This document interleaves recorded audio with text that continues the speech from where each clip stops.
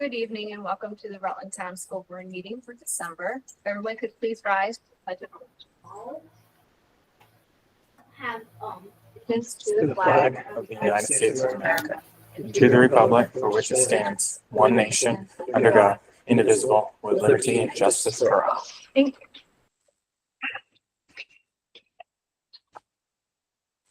And I will accept a motion to approve the agenda. Colin? Discussion? All in favor? Aye. To pass unanimously. Next up, we have staff and student highlights. I believe we have a slideshow, a little video from third. Yes, let me bring that up. Sarah, is someone going to be rejecting this as well? No, I don't believe so. All right, so It was just to share from So- third grade teachers. do you just kind of Sure, yeah. So Emily Quigley and Patty Swinier Esposito are two of our third grade teachers, and one is very much under the weather today. So they wanted to just highlight Grandparents' Day that happened prior to Thanksgiving. So they had, it was really fun. I was running to the office. They wrote for a writing piece, they wrote a few pieces about a favorite memory that they've had with a grandparent or a relative, and then they were able to share those. So here are some, talks about the process that they plan on writing their stories, and then they talk about a focus about details and dialogue with that clear beginning, middle, and end. And they type and then illustrate their stories. And then the accumulating activity is to invite grandparents in, and they're able to share their published pieces. it's just all pictures? Yeah, and so those were just pictures of grandparents in both of the classrooms. Or relatives. Or relatives, correct. Yep, grandparents or relatives. And the stories just varied from pop-up, let me try espresso, to four-wheeling, hunting, reading, baking. It was wonderful. I hope that teacher that's under the weather. Thank you. Great. Old business, CLA update. I don't really have anything to. Oh, sorry. Almost skipped over that. Any teacher, staff, or community comments? Seeing none, we have fun. Oh, actually, Kelly, you just raised your hand. I'm so sorry. I wasn't fast enough to find the hand raise button. I have a letter that was written by RTS teachers and staff, but unfortunately they weren't able to make it tonight. So they asked me to read it. So I just want to read it for you all and for the public here as well. It's brief, I promise. Thank you, Mrs. Mock. We want to take a moment to celebrate and recognize the incredible person you are. Over the past 26 and a half years, you've dedicated your heart and soul to the Rutland Town School community. While it's difficult to fully express how much your dedication has meant to all of us, we want you to know just how deeply we appreciate everything you've done for all of us. Your commitment to this school and its community has been truly extraordinary. From knowing our families inside and out to organizing every school function, your love and dedication are evident every day. You've been a steady presence, guiding us through challenges, busy days, and changes, always ensuring everything ran smoothly. Excuse me. Whether managing attendance, handling student records, arranging substitutes, or coordinating lunch coverage, you did it all with grace and efficiency. Even in the whirlwind of the school office, you remained calm, ensuring every task was completed with precision and care. What truly sets you apart, Mrs. Mock, is your kindness and the genuine care you showed to everyone around you. You were never just an employee. You have been a friend and confidant to all of us. You took the time to check in, remembering the little details about our lives and always making us feel valued. You even called after hours to make sure we were doing okay, a gesture that meant a lot to all of us. You have always been one of the first to arrive and one of the last to leave. Your commitment to our school never wavered, even when the demands were overwhelming. Your tireless work ethic ensured everything was running smoothly, and you were always willing to solve problems, plan ahead, and lend a hand where needed. You've truly been the heart of this school. Mrs. Mock, you aren't just a colleague. You are the work mom many of us have turned to for advice, encouragement, a hug, and even a plate of sweet treats to brighten and help us get through our day. Your thoughtfulness and extra little touches helped make this school feel like a family, and we'll miss that more than you know. Your impact on Rutland Town School cannot be overstated. Excuse me. You've been a cornerstone of this community, and your contributions have been vital to the success of every school day. While we'll miss you tremendously, your legacy of dedication, care, and service will continue to echo through these halls for years to come. As you embark on this well-deserved new chapter, please know that you will always have a special place in our hearts. We are so thankful for every moment you've shared with us, and we wish you all the best in everything that lies ahead. Thank you, Mrs. Mock, for everything. We love you and will miss you deeply, the Rutland Town teachers and support staff. Thank you.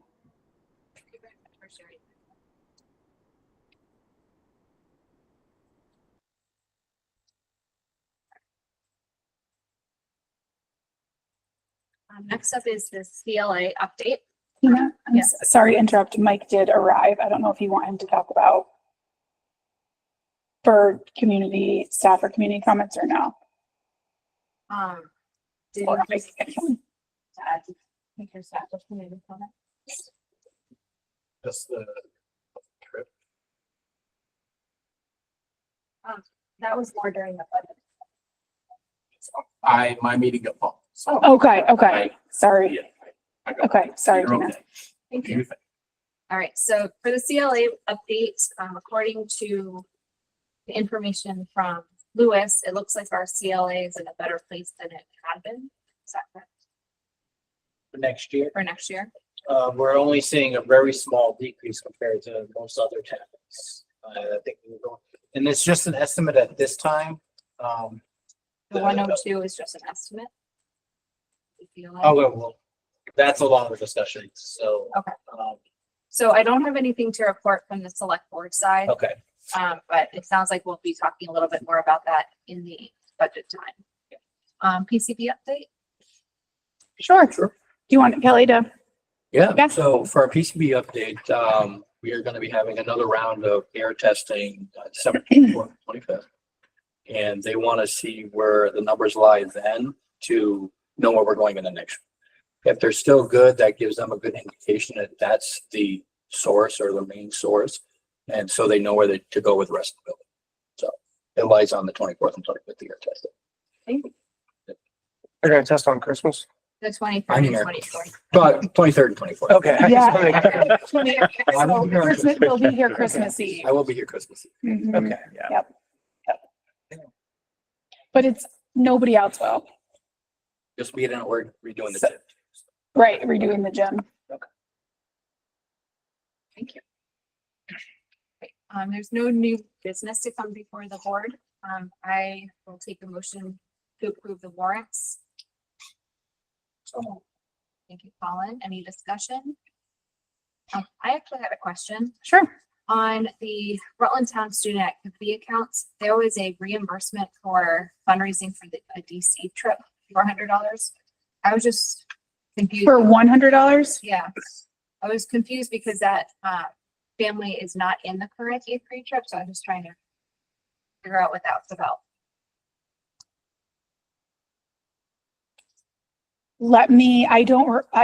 I remember being told, but I don't remember the specifics. So there is a $100 reimbursement to A Of- family. a family for this year. Let me ask. I don't really It may have remember. been from last year. I don't know. It was just kind of an odd, it just stuck out. a Yeah. little bit. So I'm just curious about it.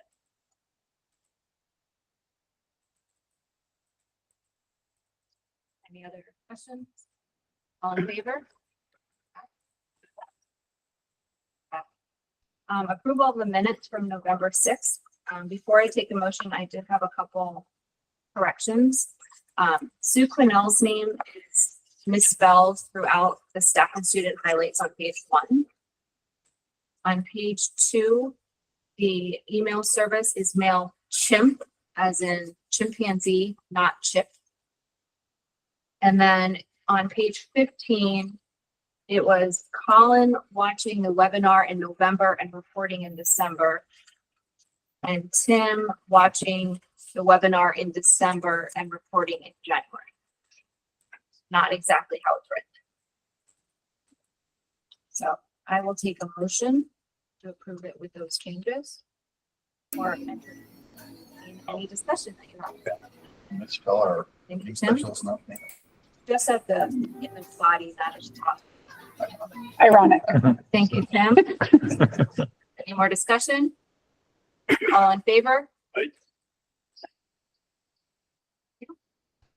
Any opposed? Superintendent report. Like I said, this majority of this is informational purposes only.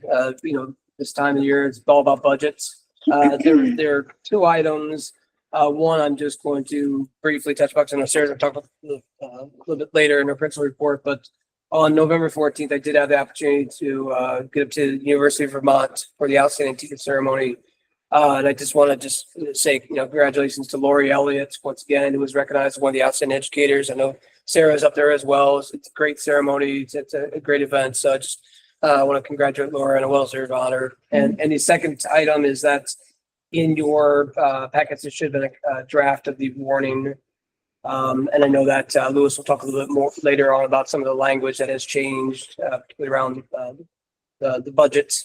But just to take a look at that, let us know if there are any changes need to be made, and then we can have that ready to go for you in January. Any other questions for Chris? None. Principals report. Sure. So Lifetime Sports, we are in planning stages. So thank you to Keith Schneider, Colby Hescock, and Colin for their help with organizing that. That's great. So we'll have some more meetings prior to January. We had great participation for our parent, teacher, and student-led conferences. One update is that this will be the last year that we do an overnight trip to Washington, D.C. Due to the cost and chaperones. It's tough to find teacher chaperones that are able to do overnight trips. So I met with the middle school team, and I did inform middle school parents of 5th through 7th grade. And we're going to start looking at some day trips that are more that aren't as costly. And we'll ask students for their feedback, and then we'll also ask parents as well. So I'm sure there will be some involvement from parents and some fundraising, but not to the amount that has been previously. Sure. A question actually on Lifetime Sports. Yeah. Last year, the board approved 5 days of Mhm. Lifetime Sports, and this year I noticed, and I know this is probably the second time that you've written these dates down, and it just clicked that there are 6 afternoons instead. I'm confused for a couple of reasons.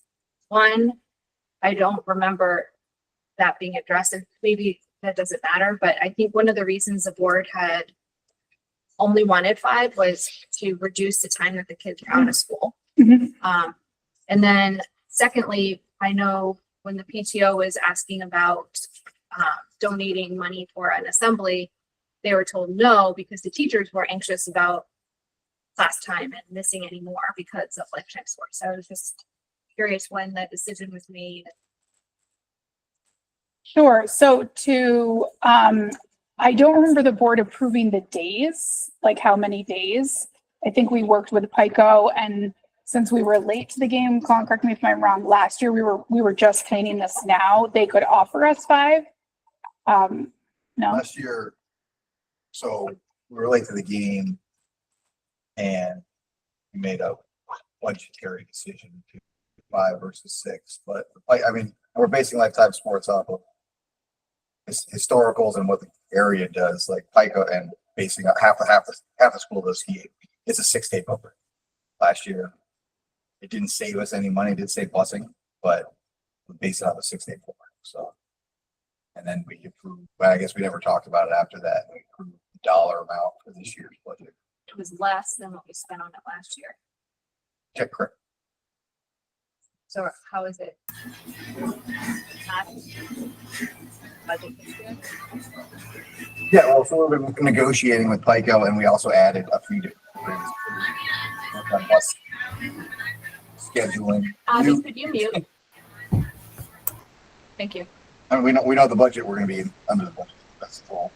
But, we worked on some different traffic patterning with, busing and they did the whole schedule thing, like they did. So are the teachers all okay with the 6th? We gave the dates, I think was that in service or shortly thereafter? Can't remember. I think it was Yeah, we after. gave dates pretty early because I touched base with Colin this summer about what are the dates for the lifetime sport. So I don't remember the board saying they can only be 5 days. I apologize. I just said, what are the dates for the lifetime sports? So we can let teachers know right away. So I think in our in-service slides, we had said when those dates were going to be.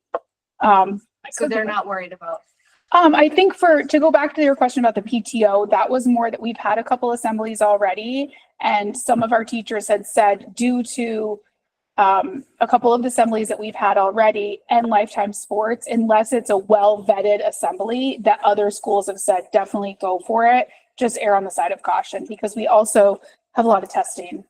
So kids are tested quite a bit, verbal, Fastbridge, Sabres. I don't think we're doing the NAEP this year, but then our VITCAP testing as well. So I had just received that from teachers. So I said, unless it's a well vetted assembly, let's hold off on that. And I do, Mrs. Manaville and Mr. Lamar and I just met with an 8th grade student who did a great presentation with us this week, or I can't remember, maybe last week, about an assembly that she's seen a number of times that talks about mental wellness and self-esteem, and she has seen them a number of times and would love to bring them here. So I said, let's look into that possibly. But again, we just want it to be a well-vetted assembly if we're going to do it. well, I'm glad to hear that. They're feeling like they're still on track with the students and that I hope- 6 is yeah. still within the budgets. That feels good too. Yes. Yeah, I think, and some of the reticence we had last year with the teachers was kind of more last minute. I think we had a lot of time to lead into this with Keith and Cole doing a lot of great groundwork and people expecting it to be here. So we got 1 year under our belts. Not to say we won't have hiccups this year, but I think everyone's excited and more prepared. So Yeah. we're not as anxious. I'd have to check. I have to look at our summer in-service slides. As soon as we had the dates nailed down, we communicated with our team. But I was bugging Colin this summer just because I know that teachers want to prepare. And I think anytime kids are out of the building, teachers worry. So whether it's 6 or 3, that's a chunk of time out of the afternoon where there's a lot of material to cover. And we just got to balance that with all the things that we offer the school, as well as our academics. It's tough. It's a tough balance.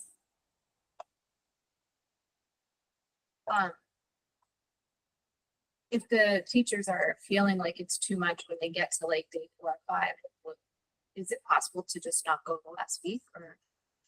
I am not sure. I've really leaned on the Colin, Colby, and Keith that things aren't finalized. So they're busing and they're still negotiating. So I don't have like final numbers cost yet. Again, we're a little bit ahead of the game. And I don't know if that's an option or not. I know that even one of the locations last year, we got a bill after like a month later, more than what was expected. So I told Sherry, I really want to make sure that we don't get an invoice for over $1,000 months later. And like I said, we did cut the budget. So I think we cut it with the thought that it was still only going to be 5 days. Okay. And the idea that we could fundraise 4. But now we added another day. So I just wanted to Okay. make sure that we're keeping track because I don't want it to go way over budget. Yes. And we did tell them an in-service. We did. Initial Okay. in-service. Yeah. Well, the bulk of the cost is skiing. So whether we do outside of the bus aspect, whether we do 1, 2, 3, 4, 5, or 6, it's the same cost. So it should be fine. They're like, if we can't, I can't call them and say, we're only going 3 days. past, the lessons are all the same. But it is an extra lesson, so that's why we're. We're taking that this year. Yes, a little bit. It's preliminarily, I think it's 113 students, but that's ballpark. Last year it was in the 150, 160 range. So that's a cost savings too. Plus we got, because primarily because we offered 5 or 6 different things this year. A little bit more truly lifetime sports. Besides, we were just crunching last year, so a lot of kids got the opportunity to play tennis, rock climb, gymnastics and whatnot. So those are lower costing items that kids that were doing. So Thank you, Sarah. Mhm. Is there anything else I know you don't want me to read word for word on my principal's report. Do you have any questions or anything else that you want me to highlight here? Mark Perkins, I was told by Chief Dumas, will be our new school resource officer. So that's something new. He will start here after the first of the year, January 2nd. The HVAC repair, are you talking about that part too? Yeah, Oh, so it says that HVAC repair and specials wing, admin office and conference room. Yep. Is that part of the HVAC? No, these were These are just needed breakdowns. and These are not part breakdowns, of the yeah. extra. Yep. So it was a actuator in the main office that had to be replaced because it was just pumping heat. So that's why it was so hot. And then we had a broken bearing and shaft in the special wing. So these were repairs.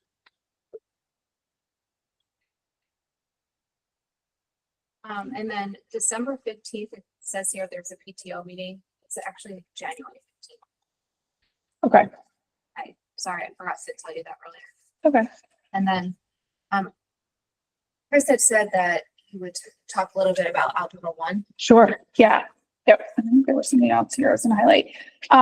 So we are starting, it's that time, it's hard to believe, preliminary conversations for the schedule next year. So one of the things within GRCSU and part of our strategic plan was to offer algebra for our middle school students. So some of you may remember that we used to offer that. So it's coming back again. So we have Bailey Sanders and Allison McNamara are on the GRCSU committee to talk about the requirements for that, what that's going to look like, et cetera. And then Mike is starting on the schedule already, and that will be in the schedule for next year. So algebra will be taught in 8th grade next year. We just need to work on logistics of how students get into algebra, what are the requirements. There are some standards in 8th grade math that are not covered in algebra, so making sure that all those standards are covered so they're ready for high school. And then, Sarah, can I ask a question about that? Yeah. Who are the math teachers that you have now certified to teach Algebra 1? Yes. Yes. And Bailey Sanders would like to teach it. Gardner, sorry, she got married. So Ms. Gardner would like to teach that next year. So that's tentatively the plan. And the good thing is that Allison McNamara, she's teach at Middlebury Middle School. And so she's gone through a similar process before. And she's on the GRCSU committee to help organize this, which is great. So we're very fortunate. Yep. And then a celebration, if anybody has been in the gym, we signed up for Light Up Rutland County, Vermont. Cafeteria, sorry. And Kelly was here at 4:30 in the morning on Saturday. And a thanks to the PTO for a contribution to help with the decorations. And Kelly, I don't know if you want to talk a little bit about this because you definitely know Harry Potter a lot more than I do. Sure. Yeah. If you get a chance, I'll even go down after if you want. But I turned talking with a couple of people, we turned the cafeteria into the Great Hall of Harry Potter. We hung up candles. I've hung up a lot of lights. We've got a fireplace with a projector that actually does the fireplace. That'll have Sirius Blackhead in it. We've got the sorting hat. Hagrid, I will be on stilts dressed as Hagrid in there for the students. The students have absolutely loved it. And then I've rigged up banners that act like the house cup. And the kids have been really behaving in the cafeteria because it goes by what row you're in. And if you were the best row, the house cup goes up. And so I know, Mr. Lamar had a comment by one of the students, so they were Super absolutely. excited because they got a house point, so it made their whole day. So we've turned that with a lot of lights. We've got firework lights in there that go off. We got falling stars that go off, and we got the night sky. So we've got a lot in there that we did for Light Up Rutland to just highlight our school a little bit. The kids are really enjoying it. Thank you. Thanks for the extra effort. It's definitely better in person. So Shan's gonna come early tomorrow morning and videotape what it looks like. But if you see it in person, It's the amazing. pictures don't do justice for it. So I don't think you win anything other than bragging rights, but still. I don't know if you have any other questions on here. I know I'm not supposed to read word for word, so I apologize if I'm missing things that you want me to highlight. Can I just ask more of a curious question, as far as like the DC trip, right? So I'm sure we'll probably all get questions about it. But so you're gonna solicit feedback from students and families, I assume, right? Or is it gonna be an internal? Well, I think the middle school team's going to come up with some ideas for day trips, and then they'll share that with students and then with parents. That's the plan right now, but this was just officially decided a couple weeks ago. And it just, again, in order for a school sponsored trip, we need school chaperones, and we don't have that right now. So it's a lot of work, and it's a lot of time. And it can, just based on like what I hear with like other schools, like that not end of year, but like end of your time at Rutland, it could change year by year, right? I mean, Mhm. different classes may have different expectations or things like that, right? So what? Yeah, I mean, I think this is a change, right? We didn't have this, we have for a number of years. And so some people have talked about doing like a Boston trip for the day, New York City, the Bronx Zoo. Those were some things that were thrown out for a day trip.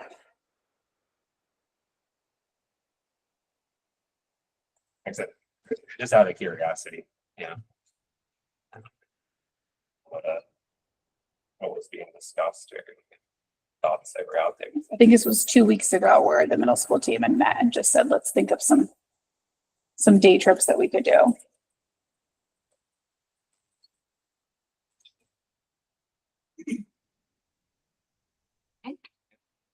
Moving on. Yes. They already kind of talked about that, and we'll start with finance for us. First item on there is the announced tuition.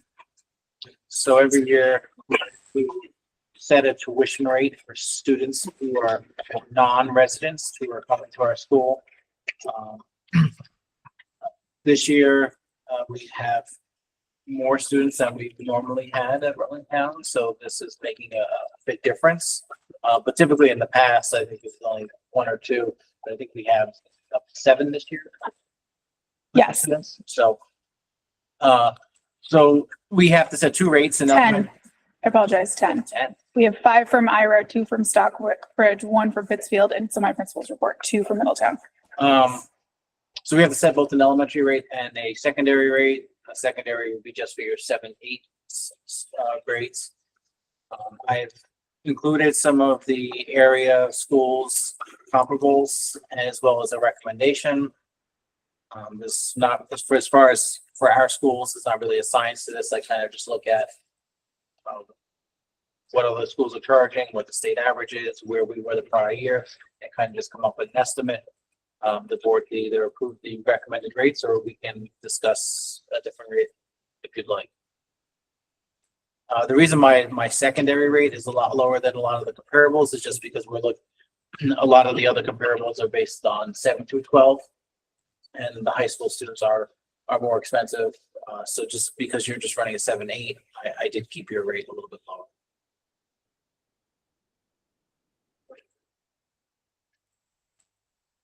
So my recommendation for elementary school is 17,000. Secondary rate is 18,000. Abby, did you have a question? I'm not sure. I'm baffled that the difference between ours and Rutland is not terribly off from last year, right? Is that Rutland's elementary or Rutland's high school tuition? The Rutland Elementary is only $300 difference this current year, or yes, this current year. So the FY 26 announced tuition recommendation, when it says Rutland Town 16,500, Rutland City 17,300, is that Rutland High Schools or Rutland's Elementary? That's the elementary. Okay, And thank then you. below that is the high school. Or middle school and high school.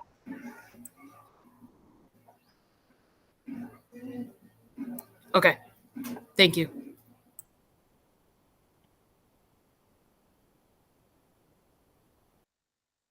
Two-part question. One, these tuition kids, they count in our per pupil count.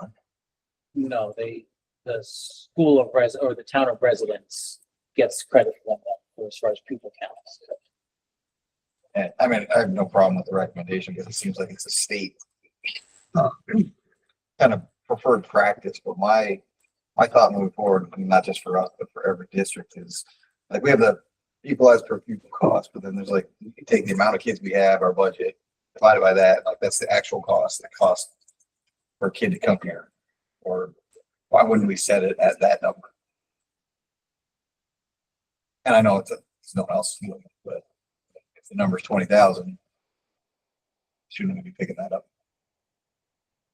So there is an allowable rate that we get each year, based on, we have to submit all of the data to the state and they will give us what our allowable tuition rate is. I can tell you, just a moment, what our allowable tuition rate was for last year.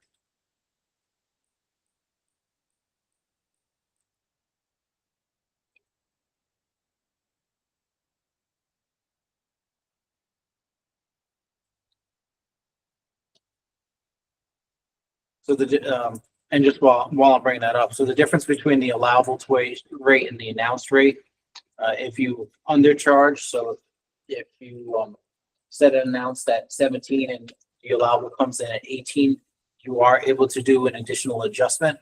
And if you overcharge, then you have to give a refund. So Rutland Town's elementary school allowable rate for last year was $18,535. And their secondary was $18,507. So that would be based on just your school expenses divided by the number of students you have, with a few other calculations in there. So did we ask for more money? Since ours were lower?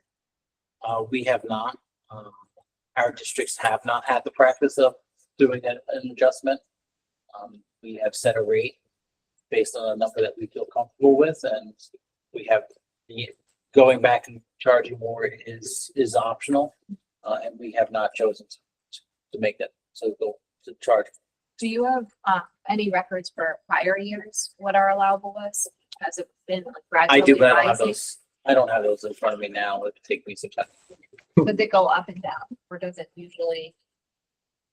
Or you don't? So the main difference in the allowable rate is, so it doesn't just take, it takes it looks at the pupils, number of pupils at the end of the year. So it looks at your enrollment throughout the whole year based on a census that's done by our tech department. So if you've had fluctuations in your student count in the school throughout the year, it could have a big fluctuation in your allowable rates. I'm not, off the top of my head, I'm not sure how your rates have changed over the last few years. I think I will bring that data to the board at the next meeting. Do you have, just out of curiosity, do you have Corey Valley's allowable? So there's elementary allowable was 17,594, and their secondary allowable was 20,874.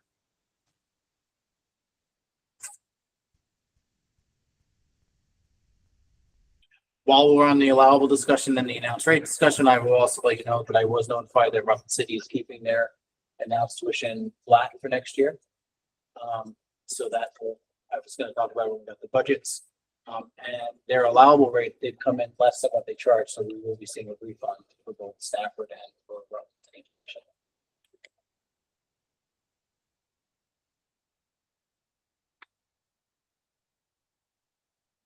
I'm okay.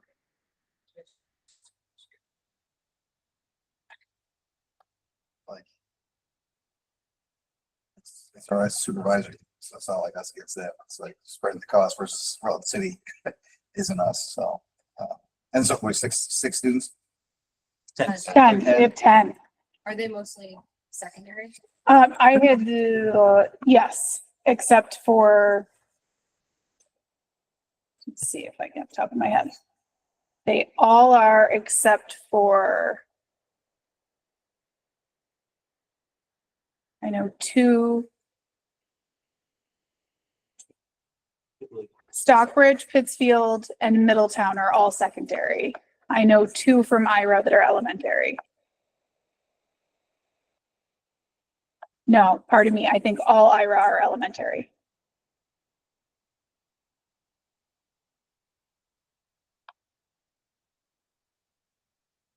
So 5 elementary and 5 middle.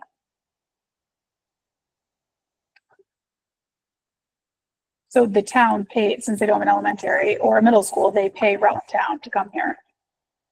I feel like going up a thousand in elementary. Any more than that, just. High. And then our recommended for the secondary was pretty close to our allowed. So I'd rather. Not have.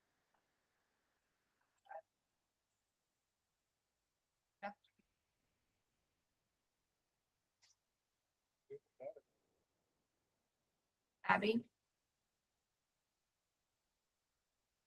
Tim?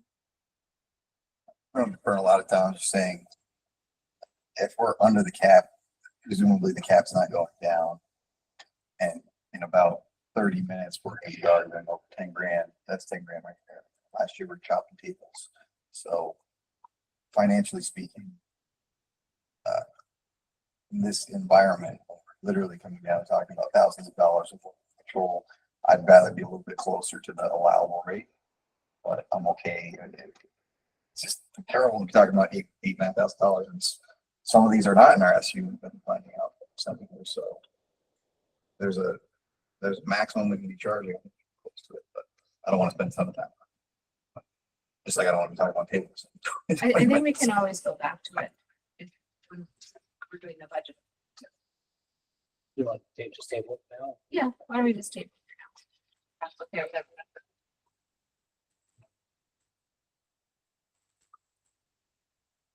Okay, so moving on to budget. So in your packets was the second draft of the Rutland Town budget. Just a few changes in the budget based on either new information or feedback from the last board meeting. So the budget you have in front of you, in the summary of changes, we'll go through the summary of changes first. So there was some discussion as to where you wanted the budget to come back. But I did highlight just the first 2 lines I went out. So before we're adding the repairs into the budget, which we'll go into in a few minutes, the budget was down 0.4%, which was a $38,000 decrease. And that's education spending that I'm referring to. After the repairs, bringing it to the 3% increase in education spending, we were able to add 350,000 repairs into the budget. Before I go into the repairs, let me just highlight a few of the other items. So the SU approved budget numbers are in here based for the assessments. There were some changes to the tuition estimates for the tuition that we are paying out for our secondary students. Vocational tuition, I did update those numbers. It is still an estimate at this time. We have not received the official 6th semester rolling account yet from the state. So my numbers are based on the estimates that I received from Stafford. That is resulting in a $40,000 increase. So at the last board meeting, we were looking at a budget that was still down at that time. We had discussed many options at that meeting as far as because we had such a large surplus, utilizing some of that surplus so that when we looked at FY27 budget next year, we weren't starting with such a decrease in revenues. So at that meeting, I believe the consensus was for us to come back with a increase in education spending at 3%.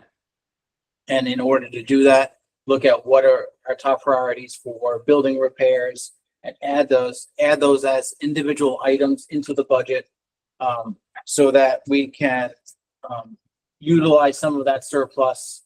And then the following year, when we look at FY27 budget, we would have a reduction in the revenue, but we could also take those expense lines out. So we'd have both a reduction in the revenue and the expense, and therefore not causing a spike in our tax rate for the following year. So I met with Sarah and Kelly, and we looked at the 5-year plan and identified some of those top priority areas. And I took from his 5-year plan the amounts that would fit into that $350,000. I will turn it over to Kelly so he can talk a little bit about his priorities and the 5-year plan. Sure. So my priorities are always going to be health and safety, and security. And if you look at, I've got them highlighted from green, blue, yellow, and red. Red being, something that's just a nicety, not a necessity. The green is, you're going to see, that's more the HVAC. And when I say HVAC, and I've got some history over here. I don't believe we've had a time when we've done air duct cleaning. It has been done. It hasn't been done. Yes. So, I mean, that's part of that new HVAC updates would be to have people come in and do a duct cleaning, do some updates so they're a little bit more efficient. Same thing we did with the unit ventilators years ago, about 4.5 years ago. So we'd have everything a little more efficient and everything up to date. And then if you're going to there, I mean, we're going through PCBs right now. My next thing would be the asbestos. Try to get rid of what we have left of the asbestos in here. And that way, you'd want to do that before you do the cleaning of the HVAC. That way, you're not having residual go in there. So those are the main priorities in my part. Then you get down into security. Yep, we have some windows that we could do to the guard, the window guard and stuff like that. But I would say the HVAC and asbestos would be the main. I noticed on the 5-year plan that the asbestos was broken up into 2 main parts as 5. But then the asbestos that fixing it now is on 90. So, That part. So is that, so his estimate is on the 5-year plan would be the total cost to fix it, which I believe is 375. 375. And so there's 3 sections on the 5-year plan of 125 each. Yeah. and that's However, one of the sections. however, if you take the 350 that we have to work with, HVAC was his number 1, so it take the 350 minus the 160, that only left us 190,000. So it's not enough to complete the full project to replace the flooring. But it was the number 2 priority area, so it's covering approximately half, a little over half. But then we still, if we do the HVAC, then we still have some of the asbestos that we haven't done. Yeah, correct. And you had also mentioned before, when we were talking about doing the 2nd floor and adding flooring to the Yes. To the bond. bonds, thank you. That it was cheaper to do it all at once Yes. than to do it piecemeal. Yes. Because you got to do your air testing and everything, and they charge you for each time they have to do. So if we did it all at once, would the 375 be cheaper? For the asbestos, yes. My recommendation would be to do, this would be my recommendation, is to do everything in the primary and pre-K and the openings, and then you have that whole section done. And then you're gonna have to look at, because then all we would have for asbestos is from the main office here. I think most of the stuff is done down the middle hallway, because the hallway was done. And then we've got a little bit outside of the music area, and that would be all that was left. So that could be done at a lower, it would only be a small part. Because we also have to consider what they might do for PCB this year's as well, which would be the middle school section.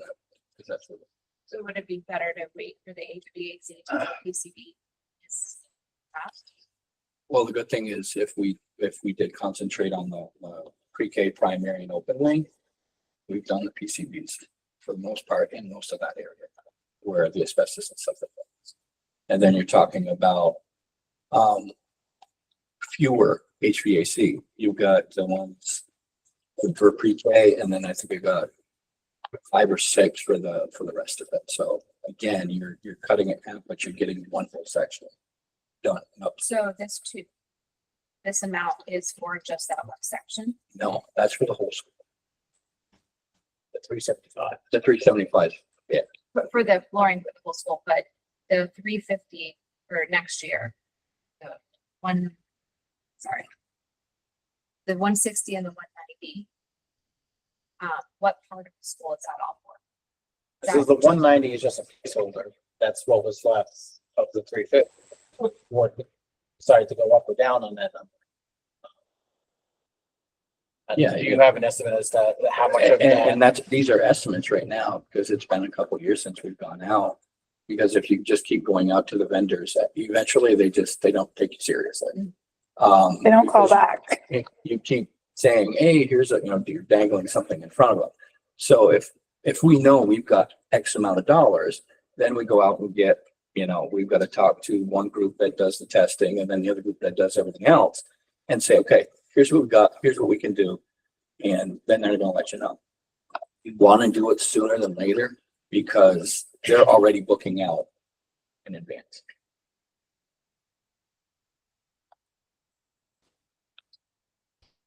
If the board decided they wanted to make that the priority, we could probably use the full 350 for that project and hold off on the HVAC.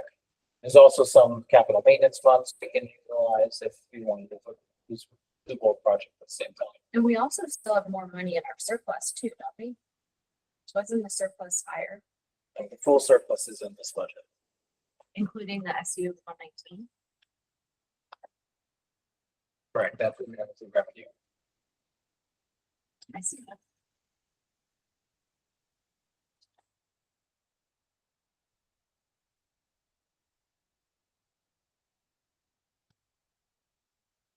Maybe we could utilize some of that school general fund. So the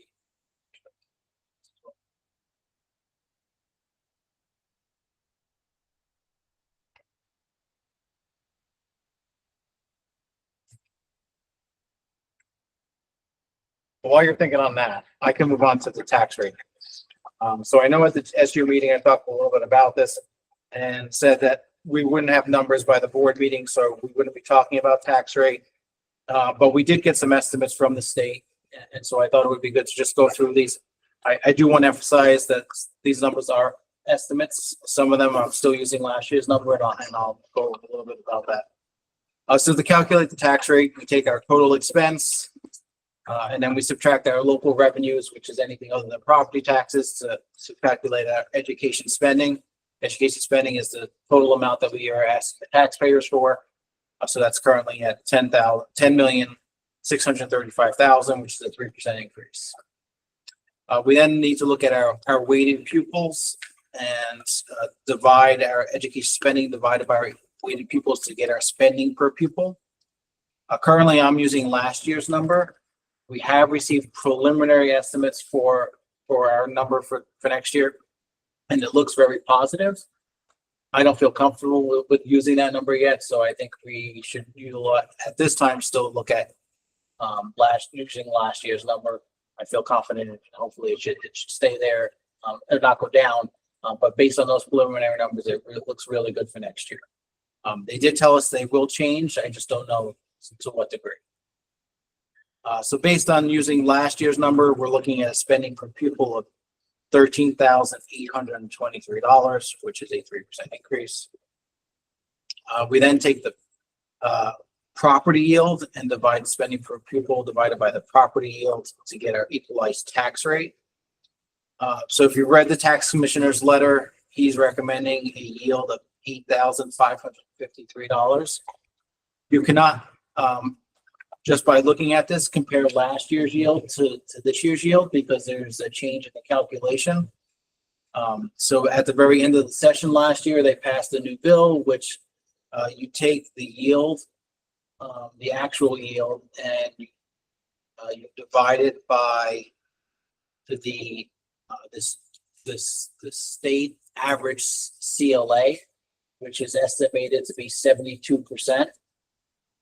So if based on the numbers that we are based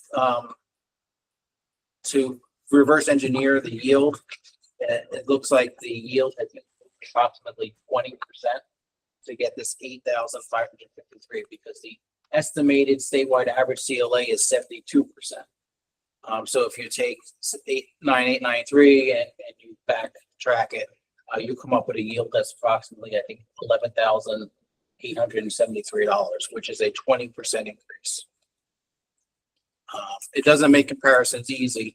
And we had the same issue last year because they changed the calculation last year too with the way the pupils. So we have 2 years now where you can't really compare properly. Using the tax commissioner's recommendation, we have an equalized tax rate of $1.61, which is a 19% increase. We then apply the H850 incentive. That was that incentive that we received last year to the Act 127. It is 80% of our total incentive that we received last year, which was 17 cents. So this year it's 13.6 cents. That brings our equalized tax rate to $1.48. It's still a 24% increase. Again, you can't really look at those percentage increases yet because there's a change in the calculation. So then we look at our CLA, and on the sheet you can see CLA went from 75 to 102, and that is because that calculation that we adjust, that same factor that we applied to the yield gets applied to our CLA. So then we apply that 72% to our actual CLA to get to our new CLA of 102. This is just an estimate at this time. So based on the data that we received from the state, Rutland Town's estimated CLA is going to be 75% divided by the 72%. Let me give you the exact number. 74% divided by the 72 gives you an adjusted CLA of 102. So I think the good news here is that where many districts are seeing double digits decreases in their CLA, Rutland Town CLA drop has slowed, and you're only seeing approximately 1.4% decrease in your CLA if these estimates are accurate. We won't have the actual numbers until the end of December, so hopefully that is accurate. But based on applying that adjusted CLA, we're looking at an adjusted tax rate of $1.45, which is a decrease in the tax rate of 7.73%. That is based on the budget with that $350,000.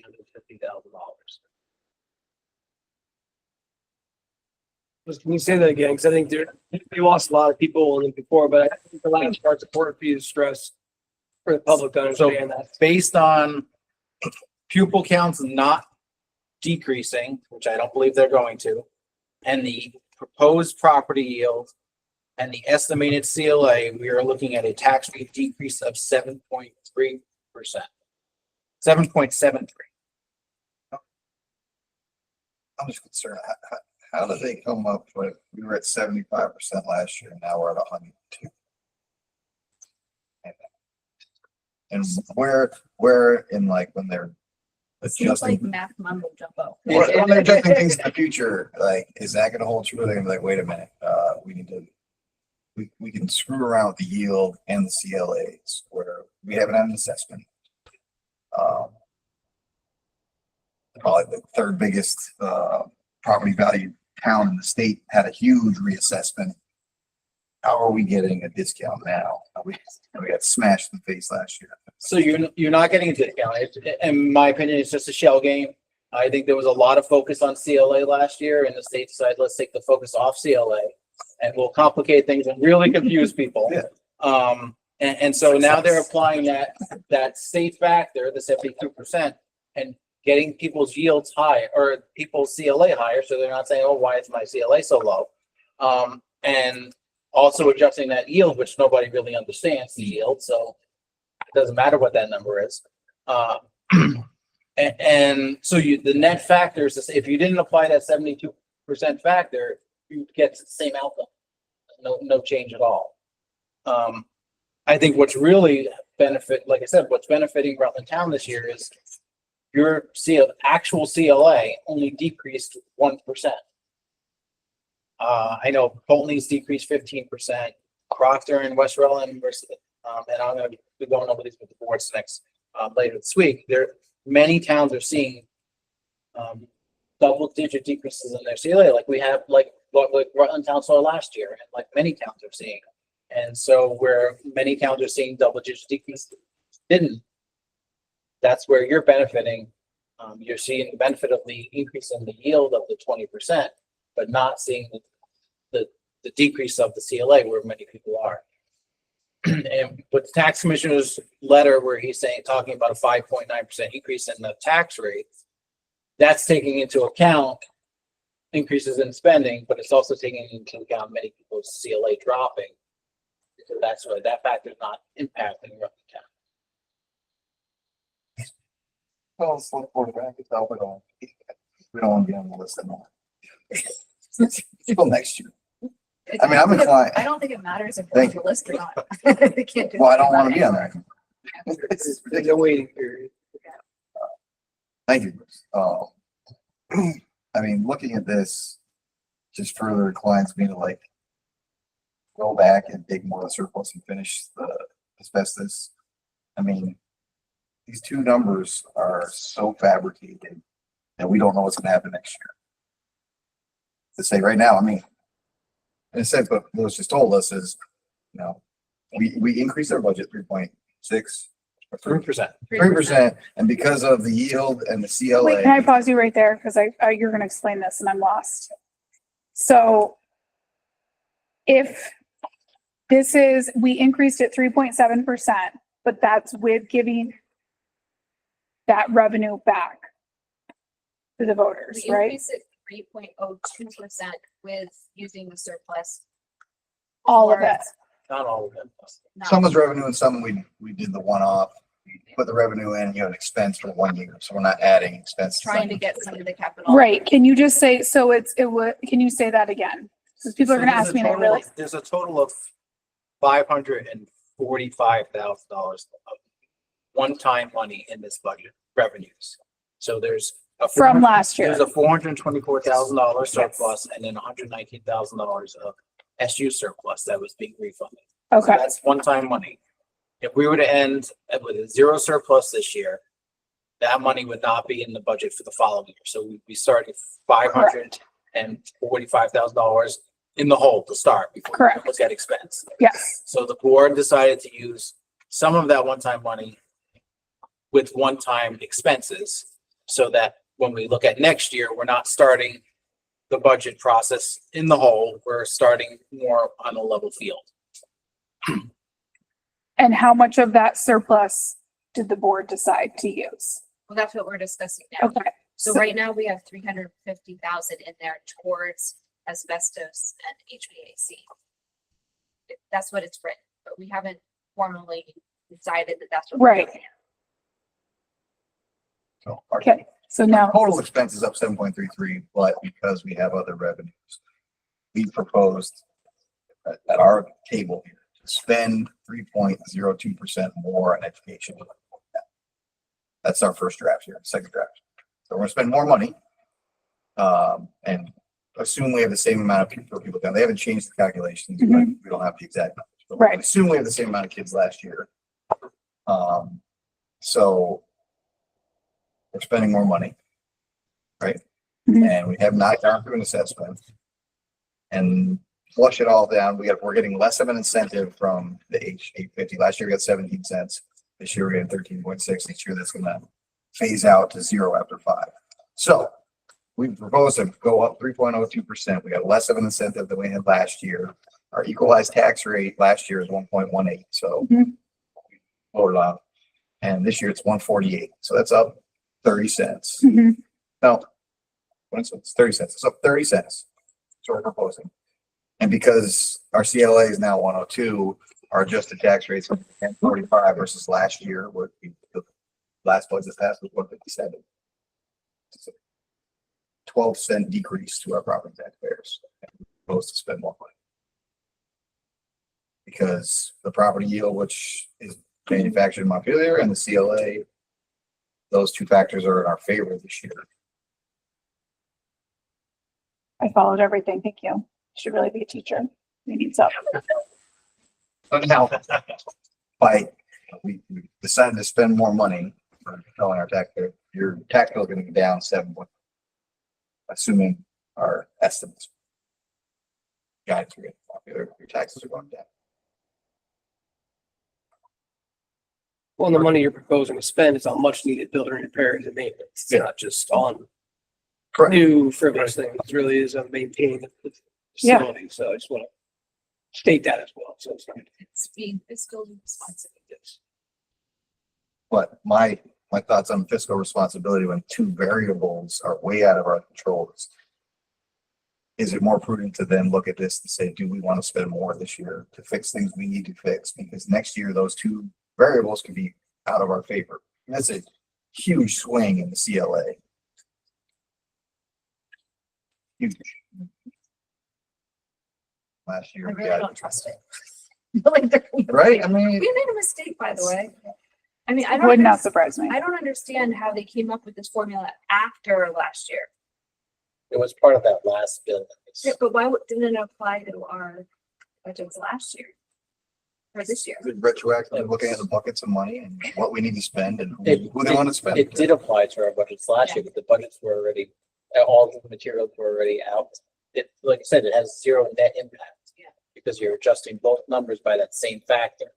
So it doesn't impact tax rates, it just impacts the communication to the public. And our communication was all already out to the public. So, thank you. Hearing what I just heard, and again, I don't want to, but I think from what Kelly was saying, and the importance of asbestos and how that cost goes up, if we don't remediate, is we should probably do some of these. Maybe we add a little bit more in to finish off that whole project. So other than that, I think The whole project should be cheaper than what you had here because doing it one time instead of 3 times. will save It's altogether possible. These are estimates. I But remember you telling one us part could be higher, one part could be lower. Again, they're estimates until we go out and say, yes, this is what we have. We're ready to do it. And again, it's one time. So we're not adding 3 teachers because we have doing stuff that in a year that the formulas are on our side that need to get done.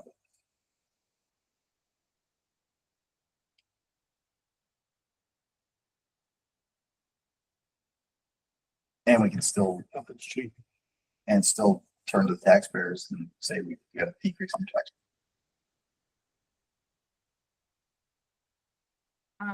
Before we decide on this, the 7th grade trip, we do not have that in the budget, right now, correct? Correct. And as of right now, our policy is that we would pay up to $500 for the 7th. It appears that the cost of the 7th grade trip looks like it's going down. And Mike, since you're here, but why? Yep, It- where do you want me? I would, where do you want to? Well, I don't know. You can sit here if you like. First, do you have any questions about my retirement? I haven't gotten there yet. Oh, you haven't gotten there yet? Oh, oops. You did. So the 7th grade trip, just like the 8th grade trip, we don't really have staff that are able to go overnight. And in talking about best way to serve it, a lot of our costs were reduced because the overnight was $60 per kid for the overnight. So we're not doing the overnight. We're only going to do 2 days of our team building and our ropes course and our low elements course. So that's why the cost has gone down significantly. I was just on the phone with them today. As a matter of fact, I actually got in touch with them and pretty much confirmed that the cost, excluding busing, was what it was, 104 or whatever it was, including busing per kid, Mhm. not including the busing costs, which are almost as expensive as the. So we're planning on 2 days so that more staff can attend, which makes a great transition from sixth grade into seventh and eighth grade because they're changing teachers. So this is a win-win in a lot of ways for us. It's a good time to make that change. And that is the cost with the busing figured in for 40, what did you figure, 40? 41, because we know 41 kids. one kiddo's coming back. So that would be the cost for our seventh grade next year. But it's different, but it'll be the same. So if that makes sense. Makes sense.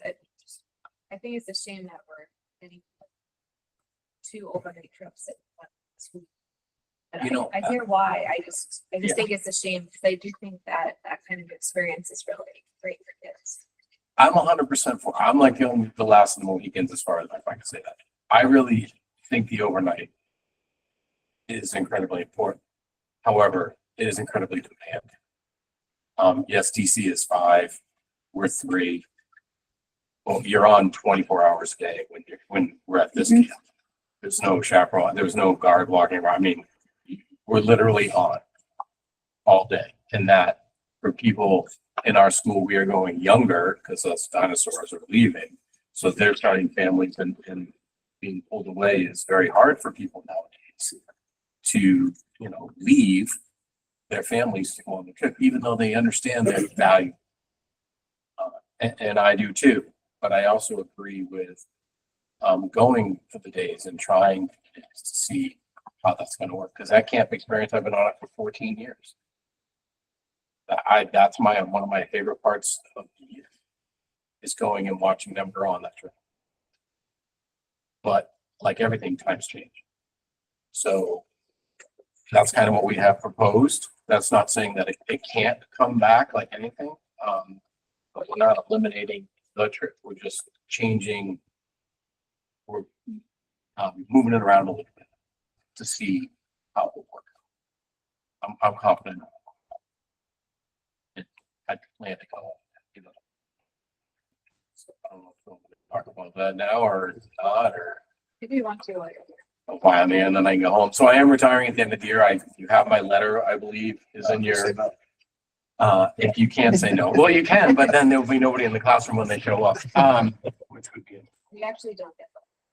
Oh, you don't? Oh, so I wrote my letter that I wrote to Chris and expressed that I am retiring from teaching.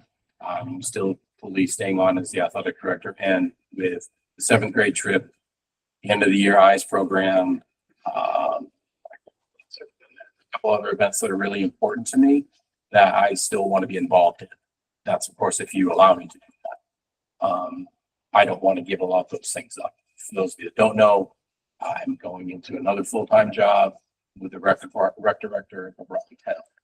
So that actually just got approved by the board an hour ago. So you have a vote on that, but that's where I'm gonna shift my retirement to. 35 years is a long time. Chris, I think we're about the same boat, 35 years. I'm really behind it, just a A little. little behind me, We so. keep putting more years on for Chris. So It's 35 the is yesterday. a good too. Yesterday, yeah, I think I put 35 on.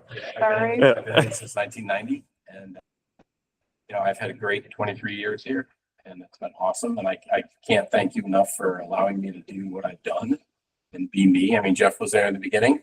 I think he's the only one that was there in the beginning. So this is a great place, and whoever's next will do a fantastic job. But I do want to stay actively involved. That was part of my letter to Chris, and he can share that with you if you want. It's more. That's my intentions moving. Is still being active with that. If you're okay with that.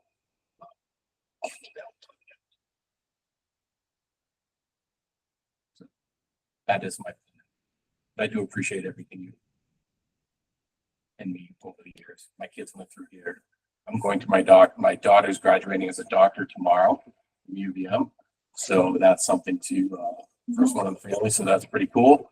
But yeah, I want to thank you for everything. If you have any questions, the kids know, most everybody knows at this point. There's a lot of pictures of Mr. Rowe around the building if you haven't Yes, seen. it's just We're very interesting. sad. You know, Yeah. if you have questions, you know, don't hesitate to ask, but truly, I think that's a good transition for the trip. And it still has that value, experience that camp offers. Or do you want to make it work?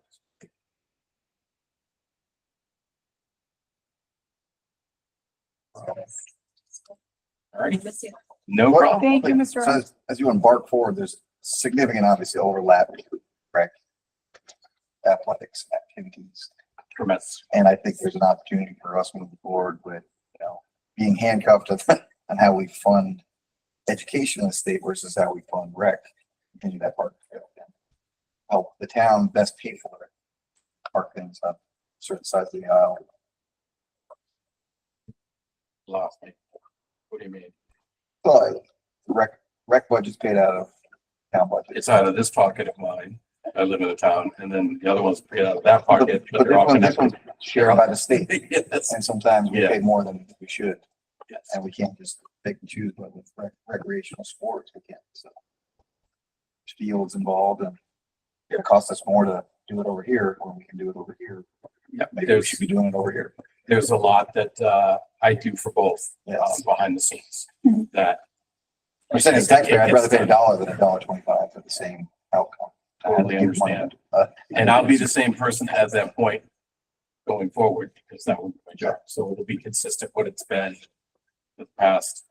I've been there since 2013. I was the part-time director. So been 11 years in that position. Since 2000. Me and it will stay me. So hopefully we can work together as we have that one. We need things. See what we can do. Awesome. You guys have a great evening. Thank you. No problem. Thank you, Mr. Rowe.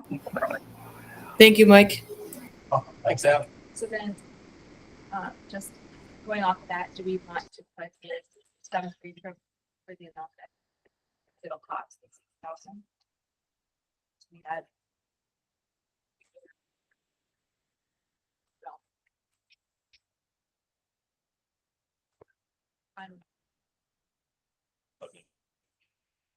Abby? Yeah, I'm good with that. Putting it in or leaving it out?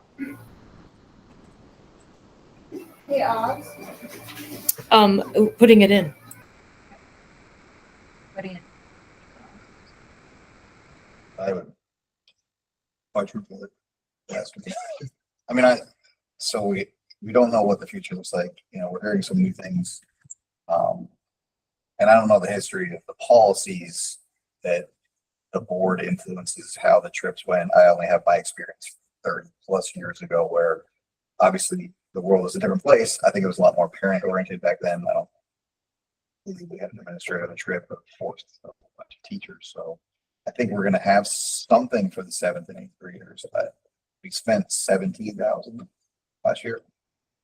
I mean, I'd I say. want to say it was, For the 7th grade. was it 20,000? We Junior- had a junior large cook was class. not though. five. We also had 50-something kids. Yeah. 52 Like kids. this Yeah. year, so 2 years ago, we had our big bubble class, our 8th grade class. We went 3 nights.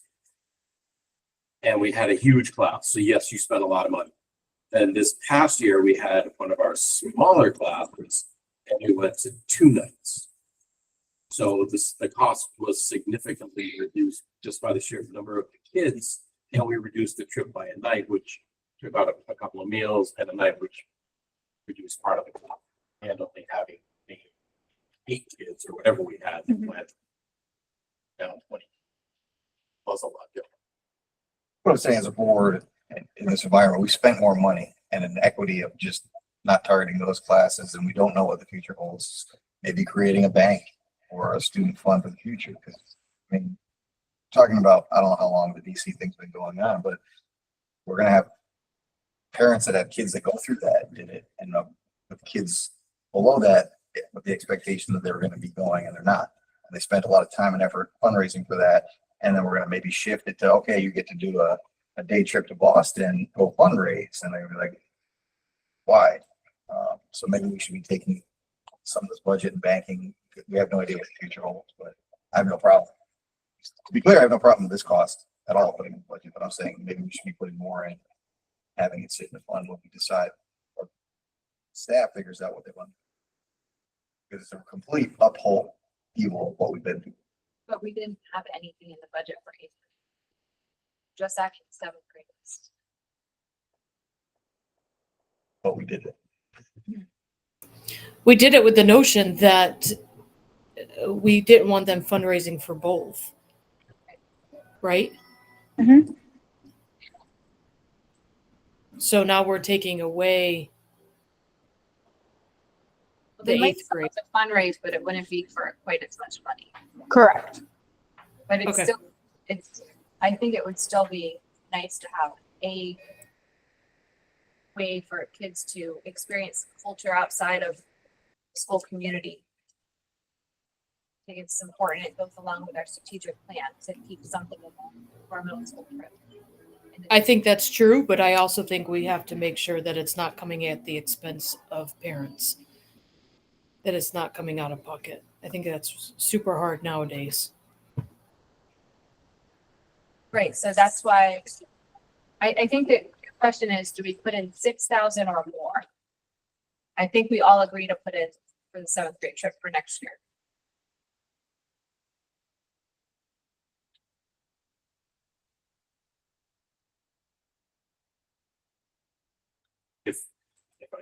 If I were you, I would encourage, like Colin, I would set up a bank, whether it's 20, 25, with the expectation going forward that you have seventh grade and eighth grade trips that they can look forward to moving forward, whatever those trips are, that at least the cost could be deferred because you have money designated for those grade levels moving forward. I don't know any of the logistics. I'm simply saying it's, I could see Jesse. So just to address that, we can't put money into a fund without a vote of approval. So we would need to have a separate line item on the ballot for that. But we can put the seventh grade trip back in. We can pay for the trip for that year. Yeah. We just can't put money that So rolls basically, over. if we don't use 20,000, then the money goes into the surplus and, yeah. So. This is tied into more eighth grade, so I don't know. So I communicated with Sarah, and I know some other parents have as well. So I'm hearing that the middle school team will meet, and then with students, and then with parents. And my question would be, is if we could have a parent of the incoming eighth grade students meet with you, Sarah, to talk or during that process, as opposed to at the end of the process. I'm happy to meet with parents at any time, but it doesn't mean parents get to choose which field trip Absolutely. they're gonna go on. Yeah. And, yeah, and I will say I was very surprised at, I did hear from a couple of parents that were disappointed, but it was very much outnumbered by parents that were grateful that the trip is not continuing. I was very surprised, just that it is a huge expense. It's a lot of fundraising, a lot of work. They felt really pressured. They were anxious about this trip coming up. And unfortunately, the last few years, I would say since COVID, we've had quite a few kids that choose not to attend the trip. And that has increased every year. So I'm happy to meet. I spoke to I think 3 parents, but there was triple that of parents that said, thank you. I think a day trip is great.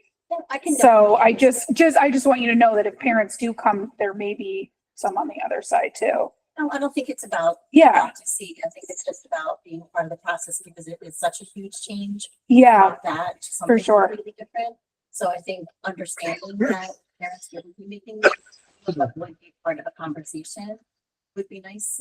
Sure. Okay, Yeah. thanks so much. Yeah.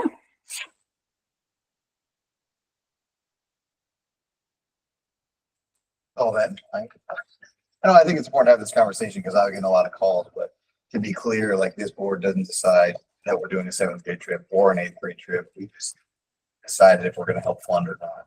And so that's at the purview of the school, the administration. And if we're going to continue that, I don't think the board really needs to be involved unless we want to talk about money, as opposed to our budget.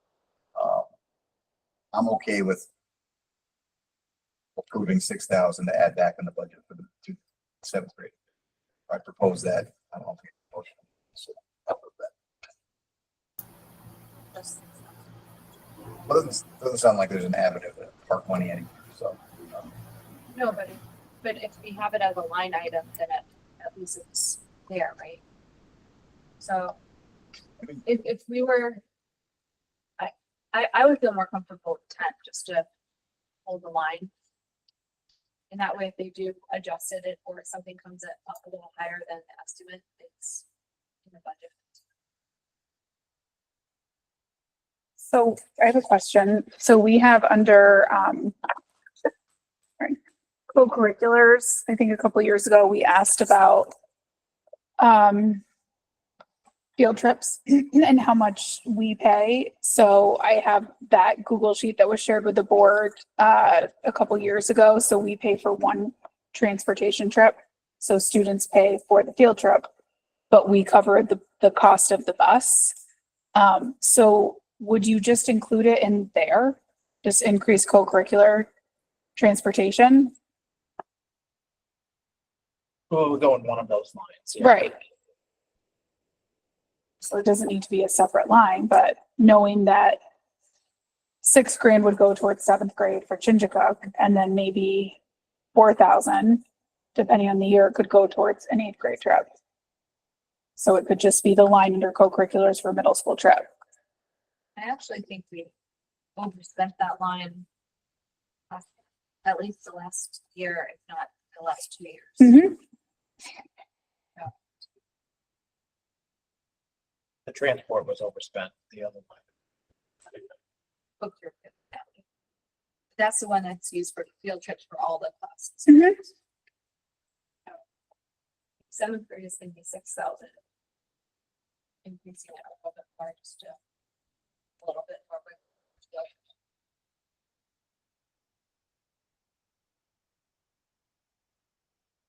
So increasing the transport, or is that where you're gonna put it? I would put a portion of it in transport, portion in dues and So, fees. so the 6,000 in dues and fees for the 7th grade trip, 1,000.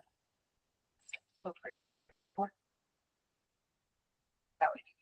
It looks like the busing, according to this, is less than 2,000, so I would put 2,000 in transport and the rest in dues and fees. That, because the dues and fees are also used for any other trip. Field trip. The dues and fees? Yeah, on the co-curricular, there's a dues and fees line, that would pay for like entrance fees, or costs of field trips. And that's where we're putting the like transports right now. And the school has, I mean, if they're gonna underspend one line, overspend another, they have that flexibility. Right. And we can kind of, we've been changing this line for the last few years, so once we have a steady number. Especially since COVID. That's the biggest thing. All the board okay with that? 8,000 in the dues and fees and 2,000 in the transport. Abby? Yep. Good.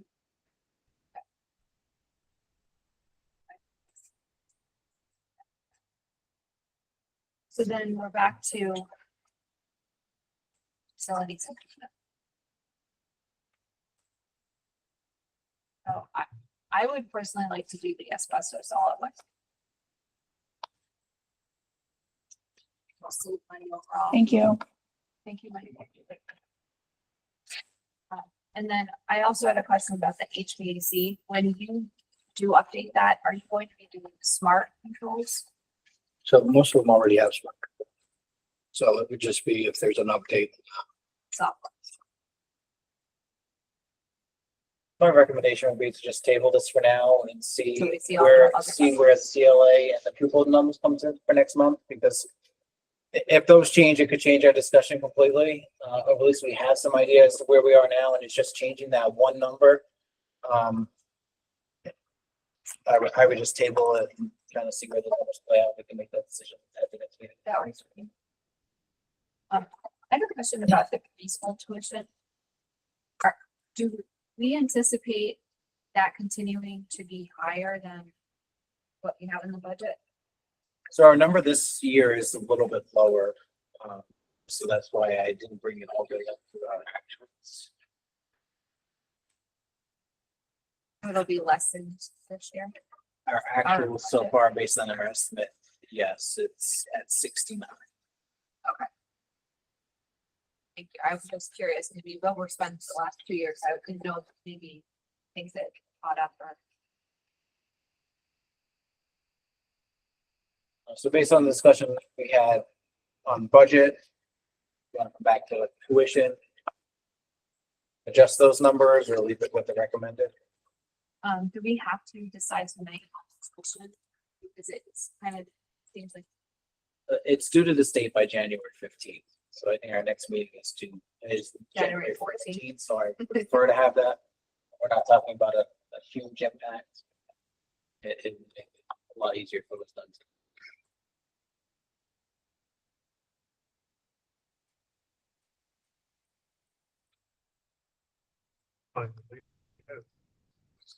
I think it should. That's it. I feel like we went up 1,000 in elementary and only 500 in secondary, and we were 500 off. So I'd be okay going a little closer to the actual, So 17.5 and then 18.5 for secondary. or 18.2 to 19.3. Just to make sure that we don't.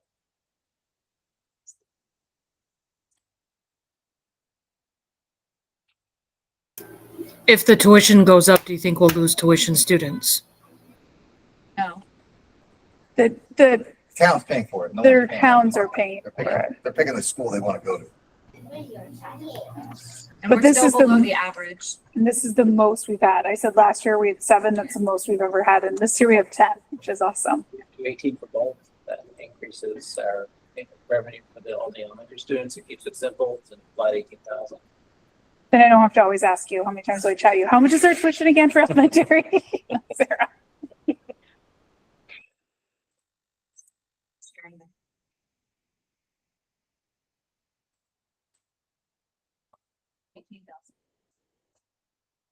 I would need a motion. I'll make that motion. Thank you, Tim. So Tim has put a motion on the table to announce our tuition at 18,000 for elementary and secondary. Any more discussion? All in favor? Aye. Aye. It was unanimous.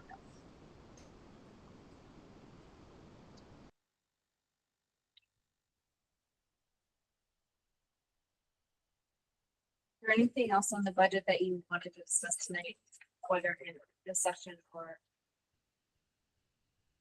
How many, tuition kids do we have in the budget right now? 7. 7. You know how much that increase just gave us back? No, you So we already have- had some. Oh, We have We're just up the 120 in the budget. So Did you really budget for 7? Because I didn't think you did. but you I did. told you we'd have 7. Yeah, You were like, so you think we'll have 7 next year too? no, no, don't quote me on that. 6,000. Yes. What's our lifetime sport budget? 20. 20. I'd like to take 5 of that and put it in lifetime sports. We're asking these towns to spend more money for these kids, but we're already spending money on top of our kids. They get the enrichment as well. It's just using that money better to go direct to the kids, not just saying we're into it. Mhm. So, We have 3 more tuition kids that we didn't count for. I believe that there are 1 or 2 that are graduating, and I was Yes. I was a little conservative. Yes. Yes.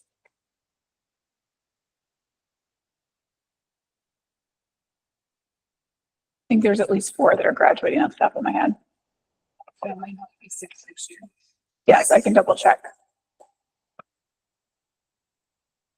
We want to go back.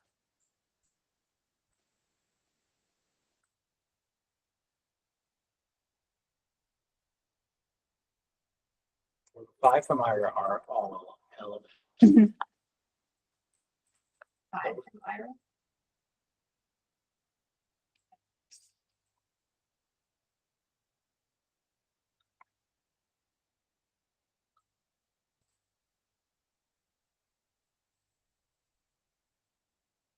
One in the Middletown is in 8th grade. 1's and 7. One's in 7th. Pittsfield's in 8, and the 2 Stockbridge are in 8. So quite a few are graduating. So maybe we should all 6. Oh, I mean, I'm not, let me double check. I'm only showing 3 that are eighth. There's 2 from, Can you share the list with me? Do you have it, Louis? showing 1 from Middletown and 2 from White. Which is Stockbridge.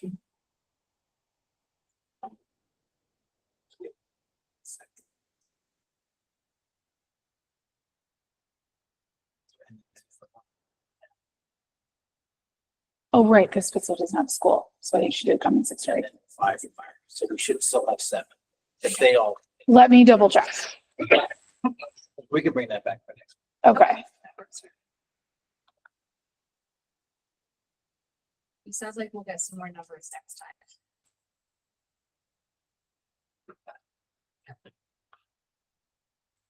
Is everyone okay moving on from the budget discussion right now? Tina, I did have your answer for that. The parent lost the check. Oh, So central office asked to, that's what it was. It was a while ago. They're like, oh yeah, I don't know what I do with it, to reissue the check. So it's because they over fundraise and that's what we did. okay. Yeah. Thank you. Yep. Budget communication. Know that. We did. Is there anything that we as the board want to do to change the way that we communicated the budget in the past? I know Chris and Lewis have done a lot of work on the website. We did put the QR code into the Circle newsletter to get onto a newsletter for us. I checked today and we still have no one that signed up. Circle newsletter did not go out, but when someone enters the website, it does pop up now. So you can join just by simply going to the Rutland Talent School website and putting your email address into that little pop-up, but no one has done so yet. So I don't know how useful the newsletter will be. Oh, good night. Mike and I will. The Circle, like I said, hasn't come out. Right. That's true. Yeah. So that might be helpful. And then Chris and Lewis are still planning on sending a little brochure to everyone. Yeah, there should be a copy in the packet just to take a look at. Sorry, I didn't see that today. We're not sending it out to residents, we were sending it to board members to be able to spread it around. And that's right. So board members are making sure that's to be posted at the post office, at Market 32, you know, Hannaford, other Transfer places. station. Correct. We could get like something like this and I don't know, like a tray or something down by the gym, like once rec games start.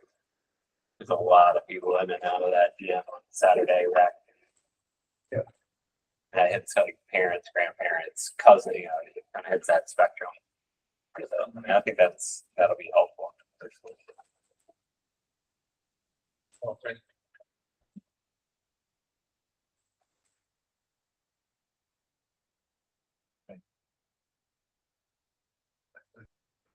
The sad reality of the one overarching thing that came out of our meeting was that, you know, technology is technology. There's a certain group of folks that will always use that, but part of this job is morphing into like the old school. Like we're still gonna have to hit the ground, which we did not do until our backs up against the wall last year. So utilizing the transfer station, I plan to engage the parents that were with us last year. We had a lot of parents, teachers that went out and knocked on doors. We should be doing that. I mean, but honestly, if this turns out to be the numbers that are coming down, and that's just a little bit easier this year, guess what?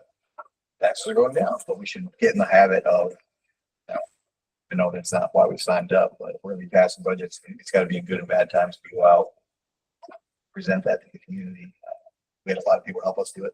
So I think I'll continue to do that and, using this kind of flyer and just have some parents and friends of the school distribute it so people can't say they didn't get it.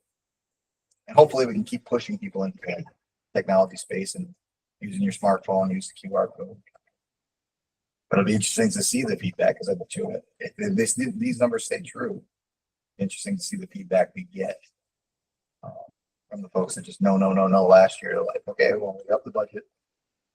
And are you happy now or do you want to?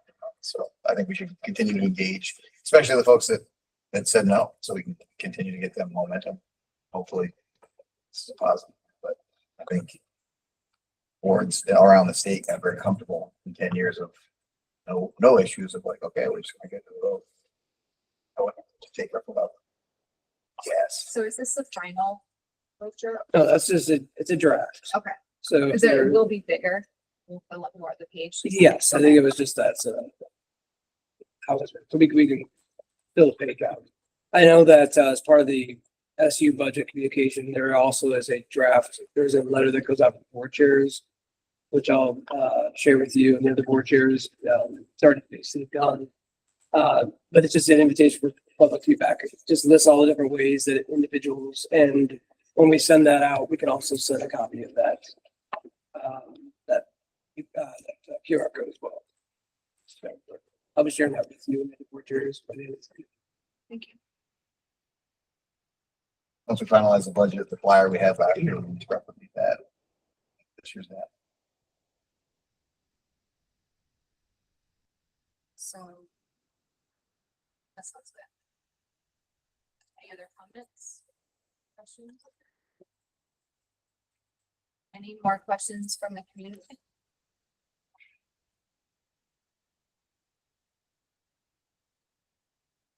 Personnel. A motion to approve the contract recommendations. We have one professional staff making a horizontal move, Amanda McIntyre, and one pre-K para support staff for information purposes only. Brittany Sherrock. Share.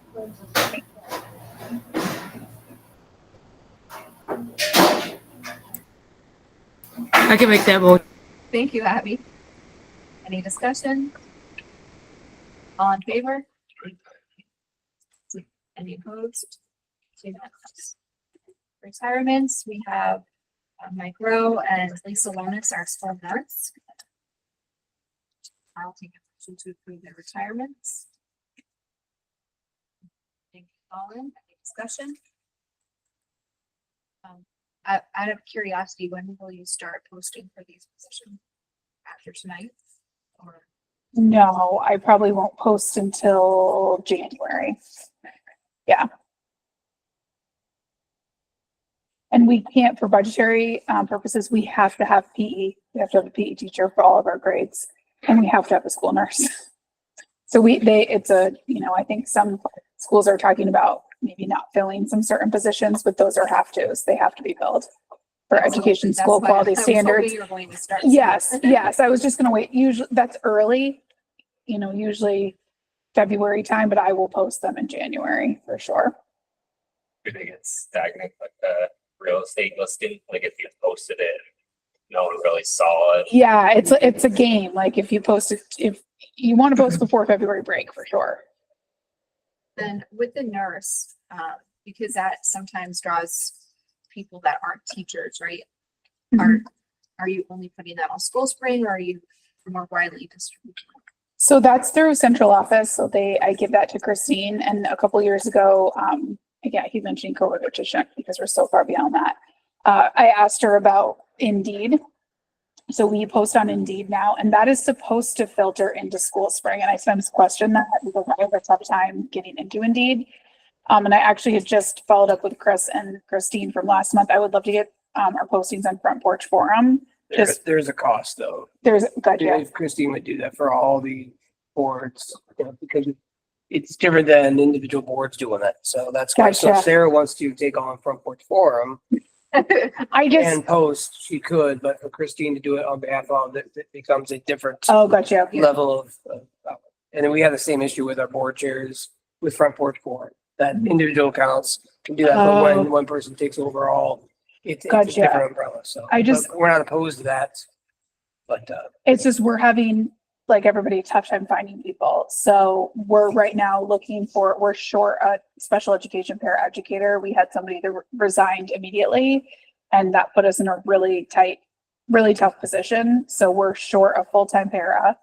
And we're always short substitutes. So I had just, I'm really struggling to find people, and where, we have received a couple of phone calls just, that have seen it on the sign out front. We have hired some people that have just driven by and left me a voice message, say, I set it up to Killington, and, you know, so if anybody has any other suggestions, please let me know. I didn't realize that about Front Porch Forum. I know I've seen some other school districts advertise in the newspaper. Mhm. We've done that too, especially for custodians. And I've asked Betcha about bus drivers too, because they're just in dire need. I have not, I cannot tell you of a time where I've hired somebody through the paper. I don't know where you would go for nurses. I just can imagine that there might be nurses interested in a school position that don't know about school spring. That's my when we posted for school nurses, we've had a large number of candidates who apply through School Spring. So they do check, they do, because it is a very specific individual who's looking to work within us. So, and the biggest problem we've always had is just salaries. Where Rutland Regional will throw money out to make, you know, bring them back in. And so we get outbid by, you know, healthcare, and you can't compete like others. Those have been issues They that we've get their had. summer off, right? Well, yes, I mean, there are perks. Yeah. You know, but like I said, sometimes when they see the bottom line, it depends on situations, you know, family where they're at, well, you know, childcare. There are a lot of other factors. So, so we'll see. But we have to be. I mean, we do recognize that, you know, here in SU, the state of Vermont, we're all looking at shortages around subs and IT positions. So it's just, you know, bus drivers. It's very difficult. So we're trying to figure the solution out. And I do have some relatives and friends in hospitals, so I've already told them about this, and I may have already talked to some great nurses that are already in schools that may be interested too. So that conversation is starting. So, Colin made a motion to approve the retirements. Discussion. All in favor? Aye. Aye. Yes. Unanimous. Vacancies are in the packet. Yeah, can we interject in regards to vacancies, if you don't mind? Okay. So I am not returning to Rutland Town next year. I've decided to move in a different direction, to pursue a doctorate in education and take steps to move in that direction a little more efficiently. It's proven difficult to try and do it during this. And yeah, so I've just made that decision recently. And yeah, again, like I echo, you know, what Mike said, this is an amazing place, incredible people. I absolutely love who I work with. And yeah, it's amazing. So it's purely just, you know, my own reasoning and kind of personal goals. When I came on, I had mentioned I wanted to pursue a doctorate. It's my ultimate goal, and working in that field of academia. So I'm going to move in that direction. So just wanted to let the board know. I don't think that there's a letter required. This is the end of my 2-year contract, so I just wouldn't be given another contract after this year for my request. So thank you.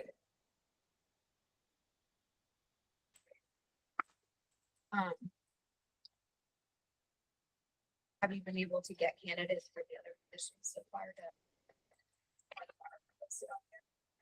No. No, again. So you're still looking for a office? Oh, sorry, pardon me. We are interviewing, we do have candidates. We are interviewing for our admin assistant for Pam's replacement tomorrow afternoon. So we have some candidates that are coming in for interview tomorrow afternoon, and then we have slated next week some second round interviews of those candidates. So our hope is that we can get somebody in here before Pam, because she's done on Friday. Next Friday is her last day. So I'm hoping that she's in a lot of cross training with Sherry, which has been great. But to have somebody just come in for a couple of days, if we can fast track things. But as soon as she gave us her letter, it was her decision. Typically after board meetings, when people retire, I ask them, can I send an email to the team and put something in the newsletter? And Pam asked me not to specifically. So she wanted to communicate that with families. So she said, and with our team, with our staff. So she had said, please not let that come from her. So she did put something in the email newsletter last week.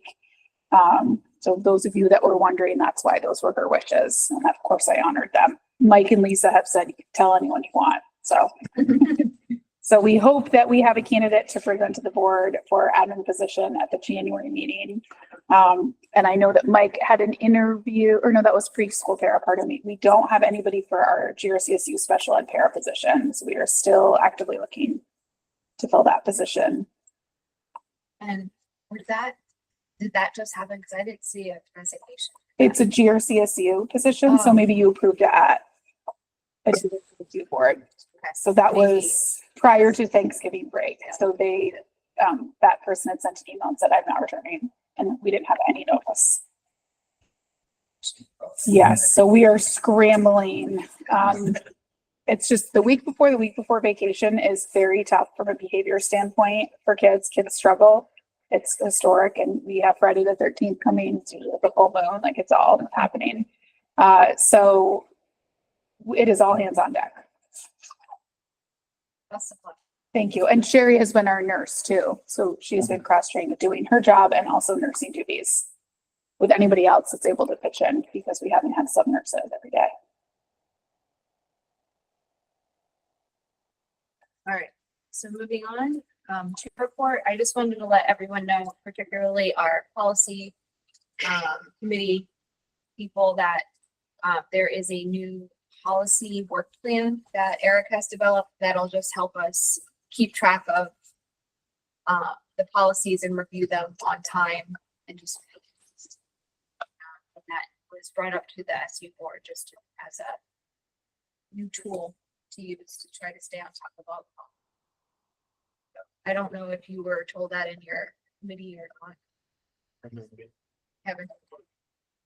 He said that we're basically, you don't have to meet as often because we've gone through all the backlog of policies.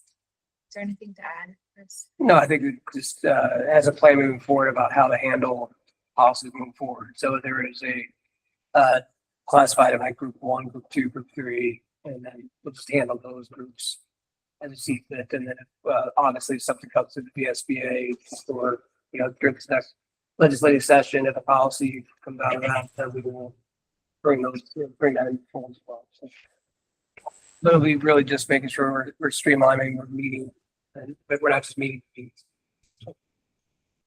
And I did ask Christine to put that in that bucket, so it should be online. Got it? And did you have a chance to see the? You'll never save time. I don't think I have this. No, I didn't. I just logged in. So. You'd like to report on it? You may. I think Tim will be. That may tell during the meeting next time. Yeah. Just yeah. And then in January, there is a webinar on superintendent evaluations, and I don't mind taking that responsibility. I've been working on that a lot with the exec committee anyway. So I'll be happy to report back in February.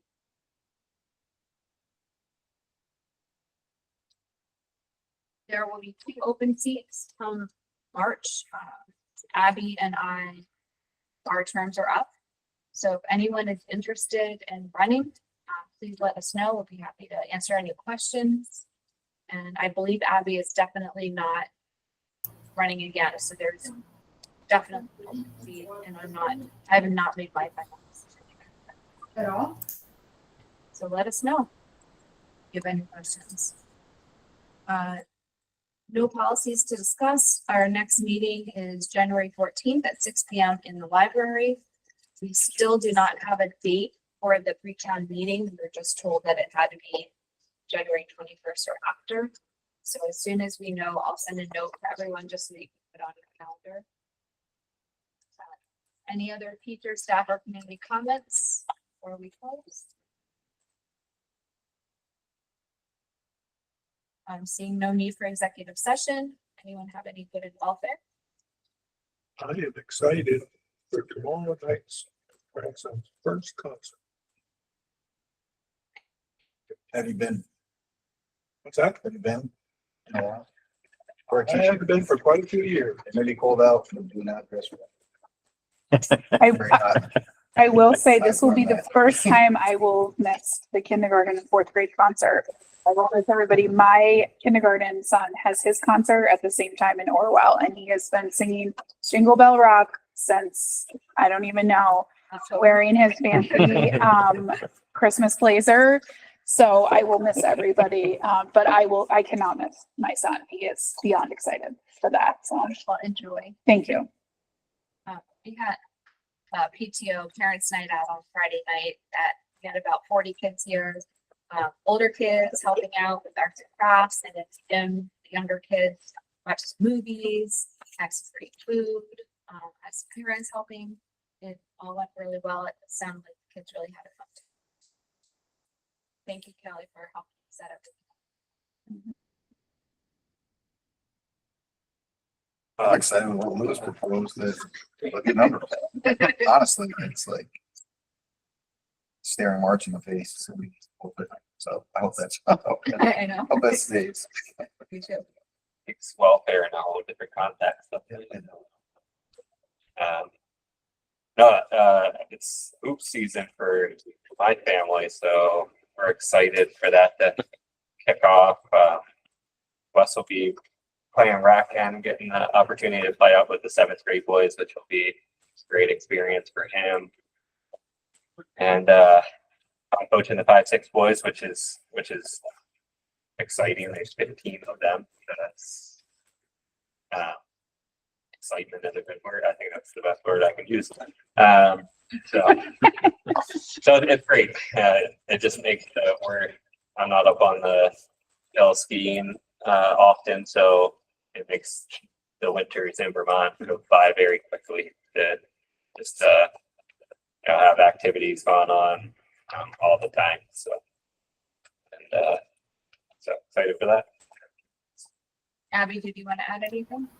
Yeah, just I'm looking forward to the winter break with the kids, and just want to, wish everybody a safe holiday and teachers get some rest and relaxation over those couple of days off, because we know how much hard work you put in every day.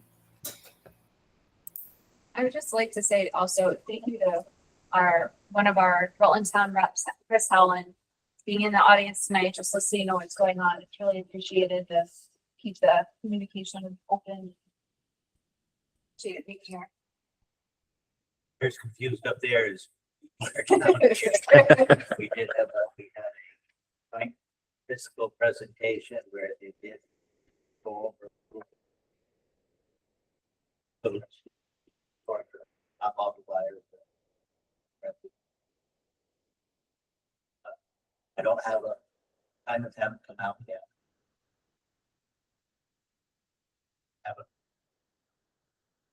On Friday. Yes. Friday.